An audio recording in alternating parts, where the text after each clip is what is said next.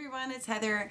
I wanted to do a quick video today. I've been reading a book called Limitless, and it's been really inspiring. I mean, for years, I have been very committed that we are a limitless species, and there is no capacity on, we have a limitless capacity. There is no ceiling on what we can do, and like I say, I truly believe this, and I'm committed to it, but I know it's hard for some people to really accept it themselves or really see it. And so I've been reading this book. I definitely recommend it for everyone. It's like I said, it's called Limitless, and it's by John Quick.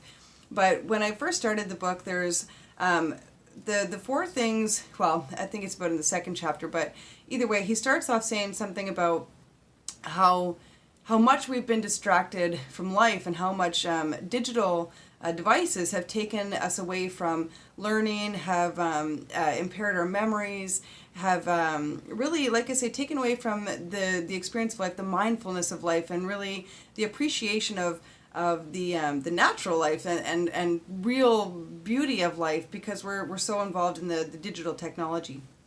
Now, something that he had this in 4 sections, and so he had digital, sorry, I've got it written down because I didn't memorize it all, but digital deluge, digital distraction, digital dementia, and digital deduction.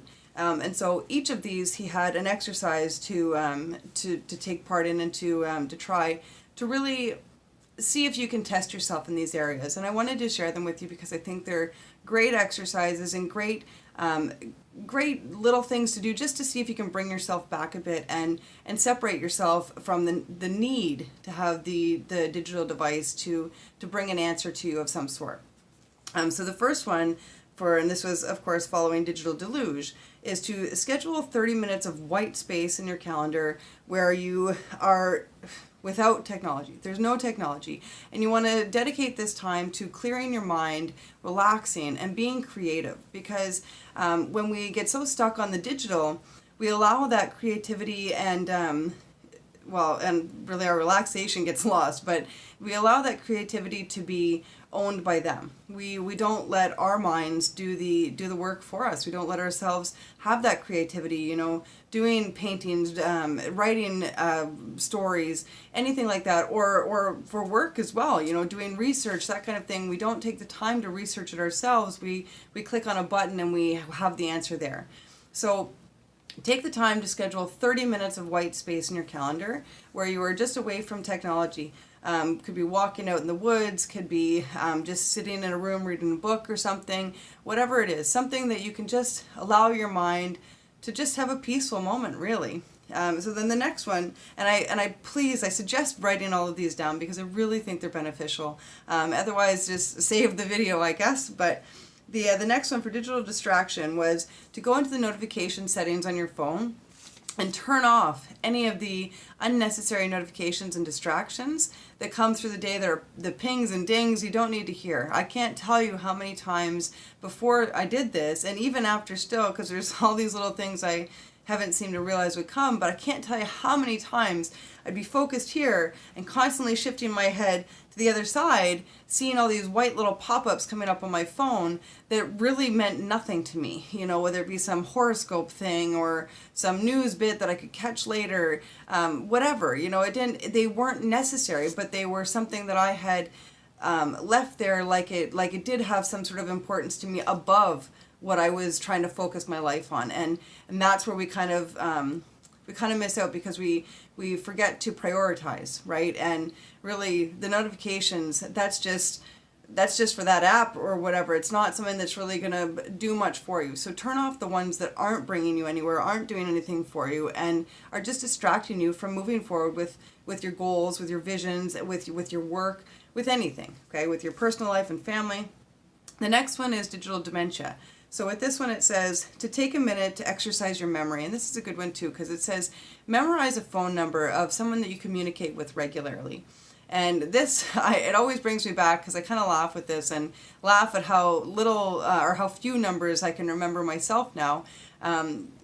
My mom used to tell me that she didn't use a phone book because she just used me, because I remembered so many numbers. And now I find that I still just click that button in my phone, like so many of us do, just to press the contact's name, and next thing you know, it's calling the number that you no longer have to remember. But I remember That's one thing they can't take from my memory is that years ago, like even just give it 20 years, before cell phones really took this prevalence of life, we had, like, I can remember probably had like 200 numbers stuck in my head or something, and it was as easy as memorizing the song lyrics to something that we loved to sing, because we needed to remember those numbers in order to contact the people that we love and care about, because there wasn't many of us that were going to carry our written address books around with us just so we could flip through all the pages and try to find the one we were looking for.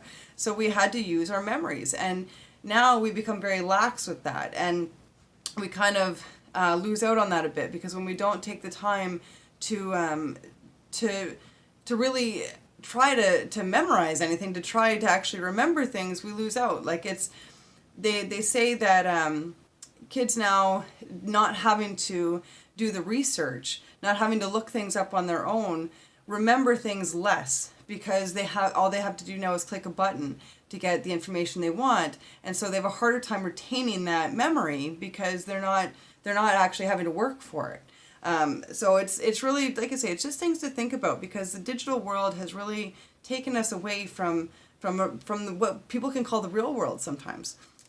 Now, the last one for digital deduction was, think about a decision you need to make and schedule some time to work on that decision without the use of any digital device. And that's really strong too, because when you're making a decision in life, it's funny with something, okay? I think about how when someone might be trying to tell you their opinion or a fact that they believe, and they try to force it on you. And a lot of times when that happens to us, we automatically get on the defense and we start saying to people, like, don't force it. I mean, we get really mad or frustrated, and we back off from that person. We push them away because we don't like that somebody is forcing their ideas on us, forcing their perspective, forcing their way of life, that kind of thing. And yet when we go on the internet, we're doing the same thing, because we're reading somebody else's research, somebody else's opinion, somebody else's fact, and we're determining that as something that we will own as our own. It doesn't necessarily mean it is our own. It's just something that we've read and decided is our own. So there's, like I say, there's very little difference in somebody verbally forcing an opinion on you as somebody reading an opinion, or you reading an opinion and deciding it's yours. So really take the time to do this. Schedule the time to work on a decision you have to make, and really make it so it's your decision that you're making.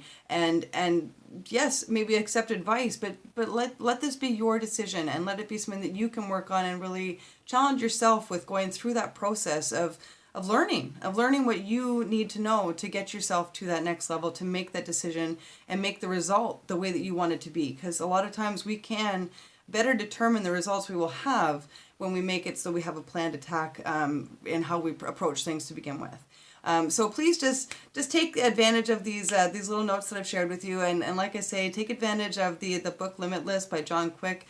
You can download it online. I'm not sure if it was free or I had to get it from Amazon. I can't remember, but it didn't cost an exorbitant amount. Or if you can find the book, go for that too. Either way is excellent, and I just recommend this book. I think it's a great one, and I think all these exercises I just shared are really great, and I think it's really worth it to take the time to just set aside the digital devices and really be mindful of ourselves and of life, and just see where we can go from there. So have an incredible day, and I can't wait to see you guys again soon.